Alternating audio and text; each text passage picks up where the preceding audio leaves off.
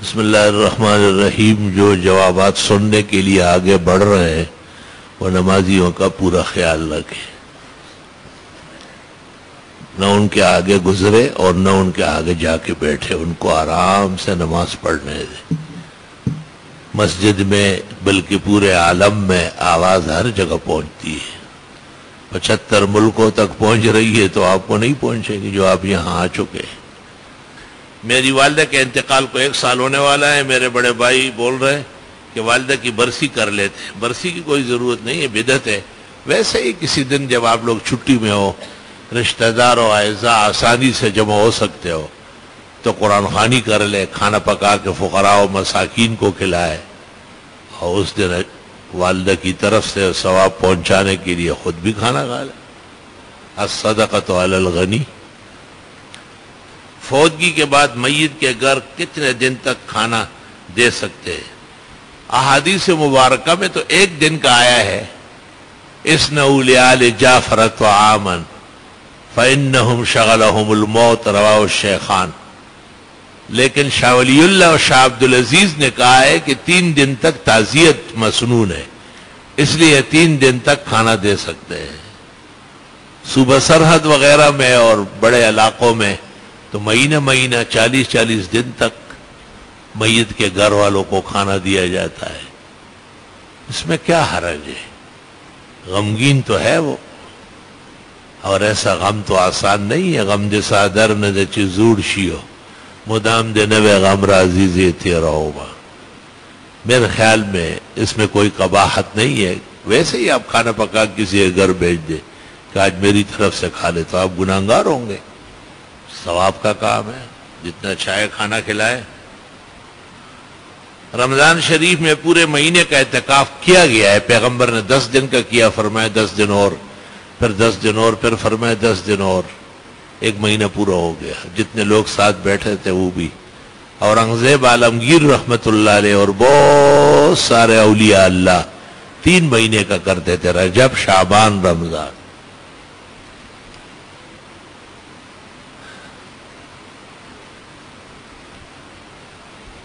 تکافل پتر ایک کمپنی ہے، اس کے تو مسائل سب کمزور ہے نا. تکافل جو موجودہ کمپنیز نکال چکی ہے کسی کے مشورے پر، یہ غلط ہے، سود محض ہے. محراب سے بائیں جانب اذان دی جاتی ہے، چونکہ پیغمبر کا گھر مدینہ منورہ میں مسجد نبوی کے بائیں طرف ہے، تو پھر جب اذان دینی ہے تو احق بالسماع پیغمبر ہے. وہ سنت متوارثہ چلی آئی ہے. اگر کوئی نماز سفر میں قضا ہو جائے بعد میں سفر ہی پڑھیں گے، اور اگر گھر کی نماز سفر میں پڑھے تو پوری پڑھی جائے گی. میں اپنے خاندان کے ساتھ گورنمنٹ اسکیم کے تحت 40 روز حج پر جا رہا ہوں. معلوم یہ کرنا ہے کہ مینا، عرفات اور مزدلفہ میں نمازیں، اگر مکہ مکرمہ میں 15 دن پورے ہو گئے اور پھر آپ وہاں گئے پھر تو پورا پڑھے، اور اگر مکہ مکرمہ میں پوری نہیں ہوئی تو آپ سرے سے مکہ میں مسافر ہیں تو وہاں بھی یقیناً مسافر ہوں گے. والمسألة مشغولة فی العلماء. باپ اپنے بیٹے کو قتل کرتا ہے، بیٹے کے لیے کیا کرنا ہوگا؟ واجہ یہ کہ قتل کرنے کی کہ وہ جہاد کر رہا ہے. بہرحال یہ بری بات ہے، وہ بھی برا کر رہا ہے. اگر یہ باپ کو قتل کر لے تو اور برا ہوگا. وہ بھی قتل نہ کرے، یہ بھی نہ کرے. ہم لوگوں کو لڑائیاں نہیں سکھا سکتے.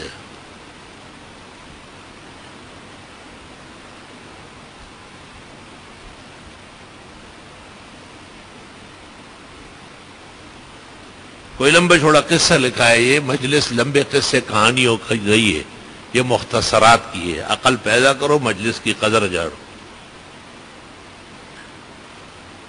زندہ ماں باپ کے اصرار پر صراف سے عمرہ کی طرف سے عمرہ جب بالکل زندہ اور مردہ دونوں کی طرف حج، عمرہ، طواف، قرآن خوانی، ثواب، نفل سب کچھ ہو سکتا ہے. عصر کی نماز کے بعد مغرب سے پہلے طواف کا نفل ادا کرنا چاہیے. البتہ مغرب کے بعد رکعتین طواف پڑھ لے. عرفات میں غسل کے لیے احرام کی چادر ہی نکالنا یا احرام کی چادر ناپاک ہونے کی وجہ سے تبدیل کرنے سے کیا ہو؟ کوئی فرق نہیں پڑے گا.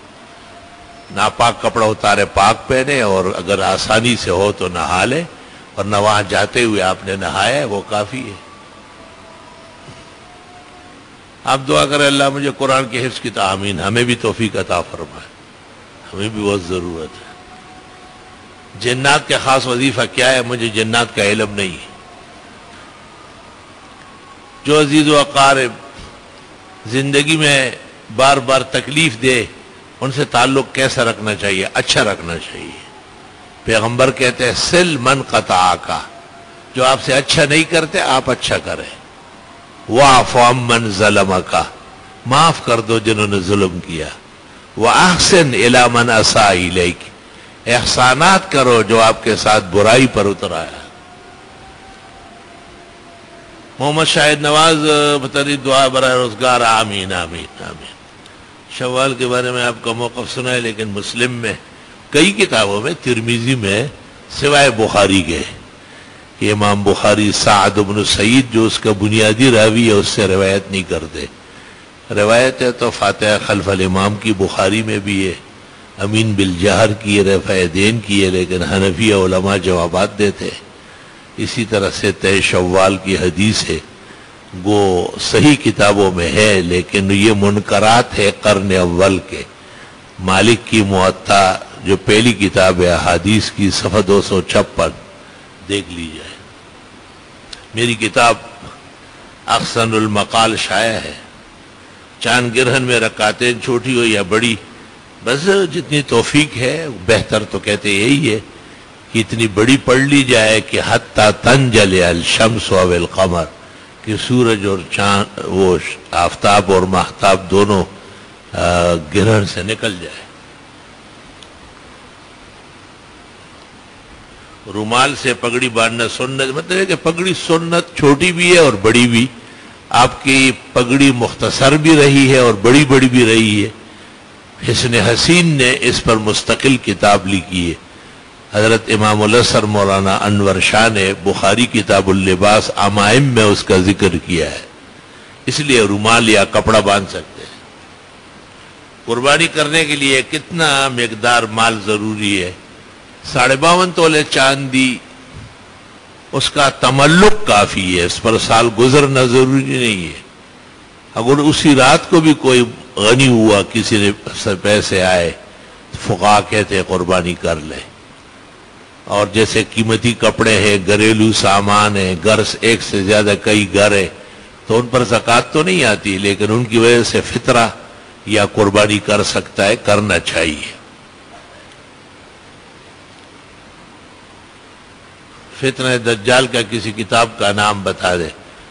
برادر مکرم مولانا مفتی نظام الدین شہید کی کتاب ظہور مہدی احادیث کی روشنی میں، اس میں مستقل فصل ہے دجال کی آمد، اس کی جان پہچان، اس کی علامات کے بارے میں۔